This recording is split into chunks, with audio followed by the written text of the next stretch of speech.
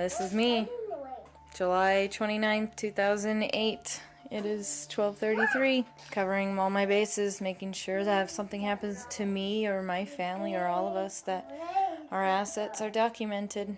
Susan Cox met Josh Powell at a church function in late 2000, and the two quickly fell in love. They married in April 2021 in an LDS temple in Oregon, and eventually settled down in West Valley City, Utah. Susan, a trained cosmetologist, worked for a financial company, while Josh drifted between different jobs. Together, they had two sons, Charles in 2005 and Braden in 2007. To friends and family, they looked like a typical young couple, starting a life together. But behind closed doors, their marriage was unraveling. Josh and Susan lived for a time with Josh's father, Stephen Powell.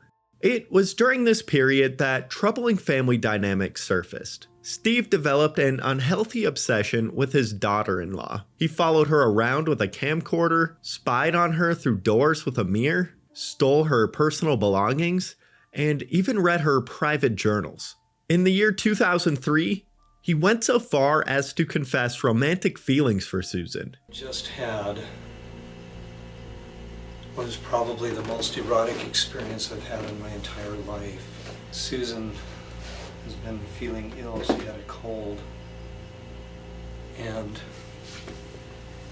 I offered to rub her feet, to rub her toes, to give her some stimulation. That went on. I probably rubbed her feet, her toes, her beautiful feet. She has such pretty feet. Of course, everything about her is pretty, beautiful. And I know she felt it. She couldn't have missed it. She's not naive either, I know, from what I've read in her journals. Deeply unsettled, Susan and Josh moved out shortly after and left Washington. It was a move partly meant to put distance between themselves and Steve's behavior. On the surface, they seemed stable. But Susan's private writings and conversations revealed a different story. Josh had become increasingly controlling. He stopped going to church with Susan and the boys, and he maintained regular contact with his father despite Steve's earlier advances. Friends noticed how tightly Josh restricted Susan's life. Money was another source of conflict. Josh would spend the family's money recklessly, and he accumulated significant debt.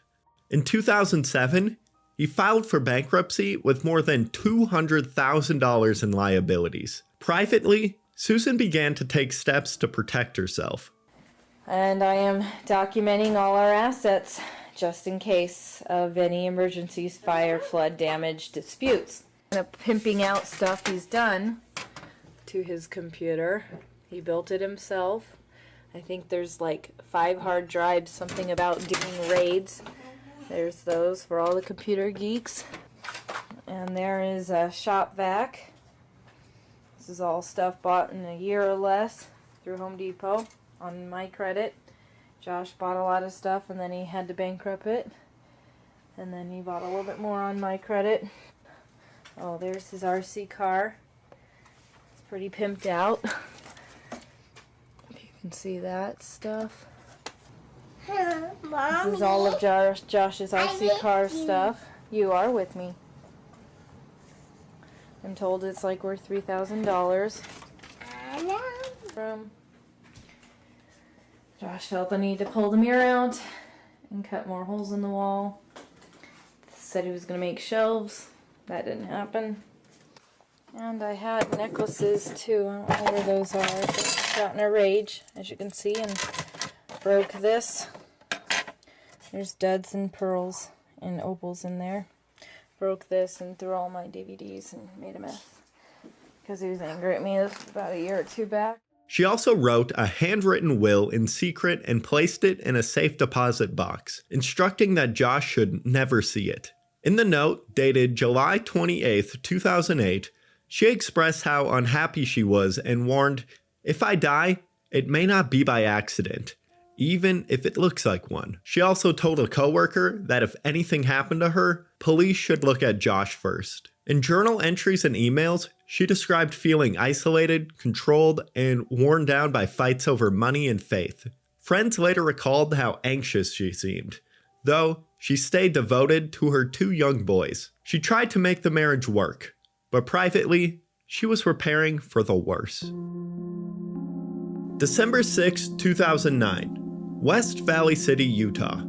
That morning, 28-year-old Susan Powell attended church with her sons, 4-year-old Charlie and 2-year-old Braden. Later in the afternoon, a neighbor named Giovanna stopped by the Powell house for a short visit. She left around 5 p.m., unknowingly becoming the last person outside of the family to ever see Susan. Around 8:30 p.m., another neighbor saw Josh Powell outside, closing the doors to the family minivan before pulling it into the garage. What happened inside the Powell home between that evening and the following morning has never fully been explained. The next day, December 7th, Susan never showed up for work. Josh also failed to drop off the boys at daycare. The daycare provider, alarmed after not reaching anybody, contacted Josh's mother and sister. By midday, relatives reported all 4 of the Powells missing. Police responded by forcing entry into their home, worried about a possible accident or a possible carbon monoxide leak. Susan's purse, wallet, and ID were all left behind, as though she intended to return. A wet spot stained the living room couch, with 2 box fans blowing on it as if someone had recently cleaned it. At around 5 p.m., Josh returned home with Charlie and Braden. Police were waiting. He appeared surprised, mutedly so, as one detective put it, to learn that Susan was being treated as missing. Officers immediately took him in for questioning.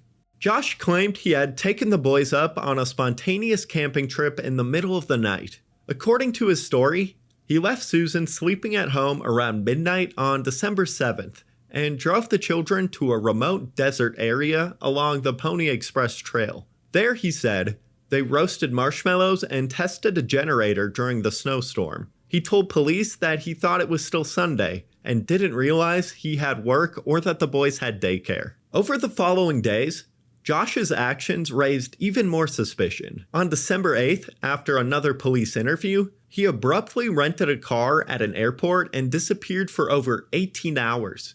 When he returned the vehicle, it had 807 unexplained miles on the odometer. He later told his sister that he had been driving aimlessly, getting on and off highways to clear his head. Investigators didn't buy it. Search teams checked the Pony Express area he described. They found no campfire remains, no footprints, and no traces of anyone even being there. In the middle of the winter, after fresh snowfall, the complete lack of evidence spoke volumes. Detectives began to fear that something terrible happened to Susan during those critical hours when Josh was unaccounted for. As the missing persons case quickly shifted into a criminal investigation, police focused on Josh Powell. Though he wasn't arrested right away, investigators treated him as the prime suspect from the beginning. Over the following days and weeks, they collected evidence, interviewed witnesses, and tried to piece together what exactly happened that day. On December 9th, police executed a search warrant at the Powell home. Near the freshly cleaned couch, they discovered traces of blood. DNA testing confirmed one sample belonged to Susan. Another drop came from an unidentified male. Investigators also uncovered life insurance policies in Susan's name totaling $1.5 million, an unsettling find that suggested a potential financial motive. Then came the most chilling piece of evidence. On December 15th, detectives retrieved Susan's handwritten letter from her safe deposit box. In it, she documented years of turmoil in the marriage and her lack of trust in Josh. She wrote, "If I die, it may not be by accident, even if it looks like one." To investigators, it read like a prophetic warning. Detectives also spoke with the Powell children. 4-year-old Charlie recalled going on a midnight trip with his dad, but unlike Josh's story, he said that Mommy went with them and she did not come back home. So your mom stayed at the park? Yeah. Where did she stay at the park? Do you know where? She stayed at the National Park. Do you know where at the park? No? No. My mom stayed where a crystals are. Around that same time, 2-year-old Braden drew a picture of a van with 3 people inside and he told his daycare workers, "Mommy was in the trunk." These innocent statements from the children only deepened suspicions. Meanwhile, Josh's cooperation dwindled. At first, he agreed to interviews, but his answers only grew more vague and rambling. He cried at times, insisting he didn't know what happened to Susan. But detectives noted how he dodged direct questions. Within weeks, he hired an attorney and canceled the third interview session. I mean, you could leave anytime anyways. Yeah. I mean, let me think about it for a couple days and...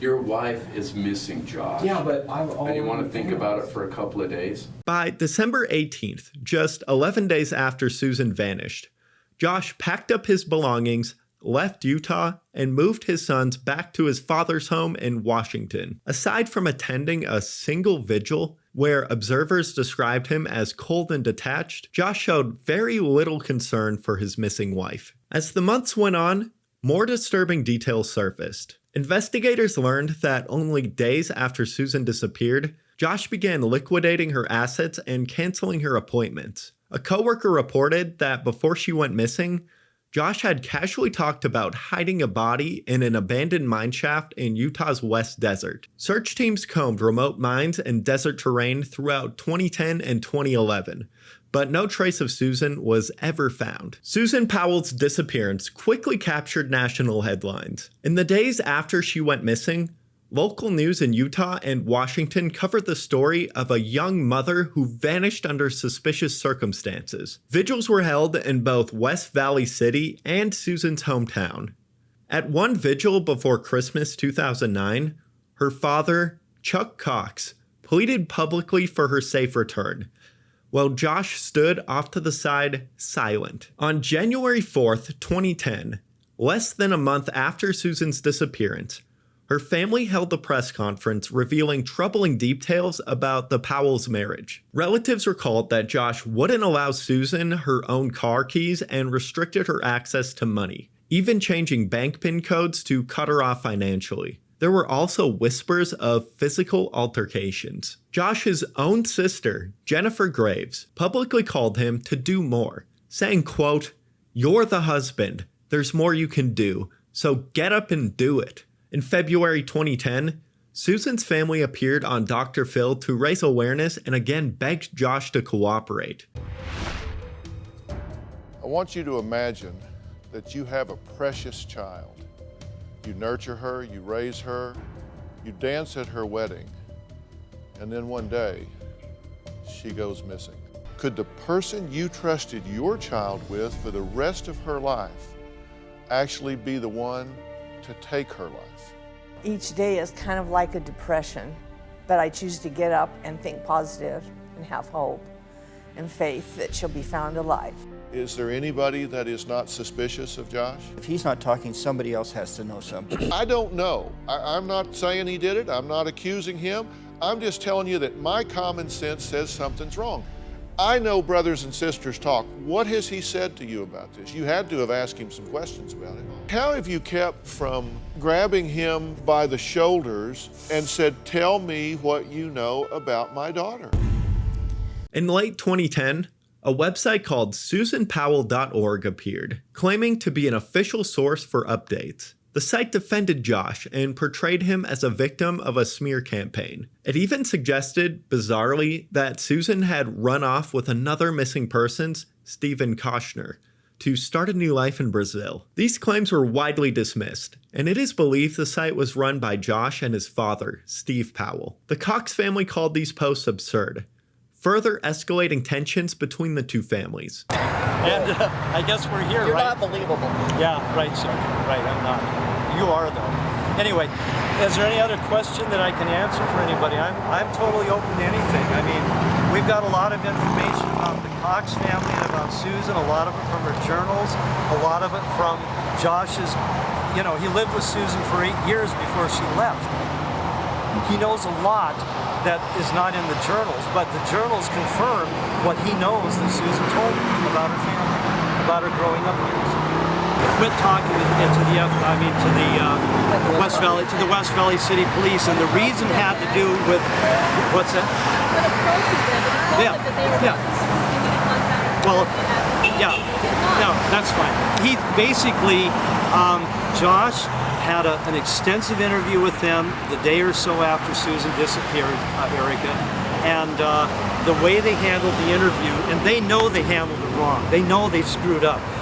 If you go back to December 2009, they themselves admit there's a controversy over the reasons Josh quit contacting them and got himself an attorney. There's a controversy within, an internal controversy in the West Valley City Police. It's because that was because they screwed up.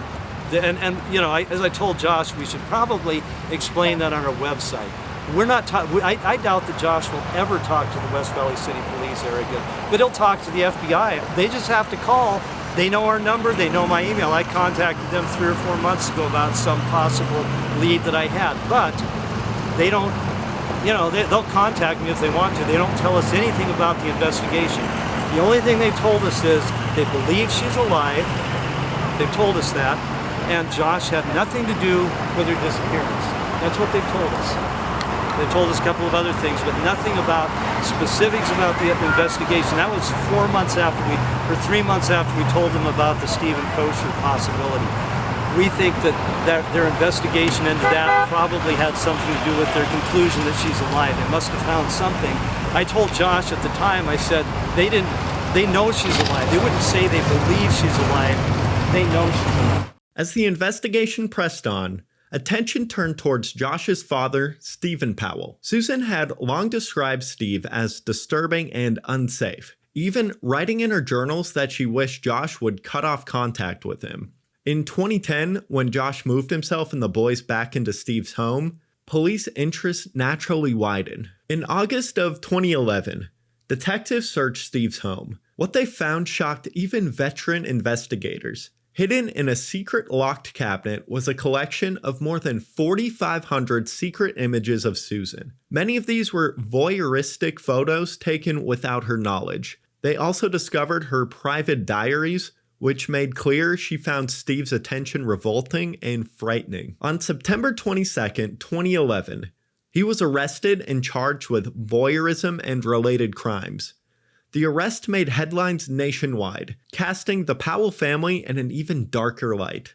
While out on bail, Steve gave bizarre interviews, claiming he and Susan had been falling in love before her disappearance. He misrepresented her teenage journals as proof, but these claims were quickly discredited and seen as delusional. A judge later barred both Steve and Josh from publishing any of Susan's private writings, which they had strangely threatened to release. The arrest had immediate consequences for Charlie and Braden. The day after Steve's arrest, Susan's parents, Chuck and Judy Cox, filed for custody. A Washington court granted them temporary custody, ruling that the boys could not stay in an environment tied to Steve's crimes. Josh was told he had to move out of his father's house if he wanted to regain custody. He rented a home in South Hill and claimed to live there alone, but authorities suspected it was more of a staged appearance than a genuine move. From then on, Josh's time with the boys was limited to supervised visits.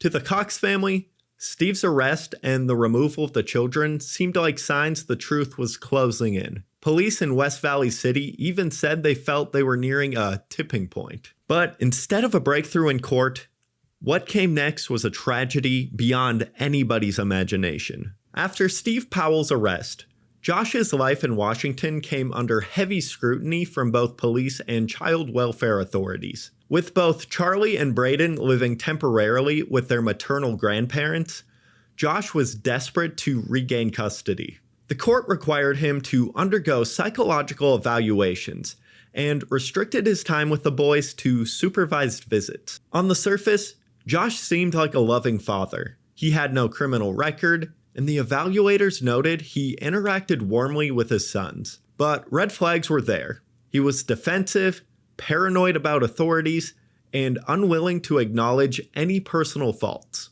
The ongoing investigation into Susan's disappearance loomed large, but legally it couldn't be the only reason to deny him parental rights, since he hadn't been charged with a crime.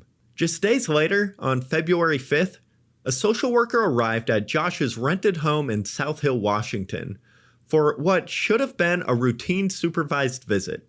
She drove with the boys, now 7 and 5, to the house.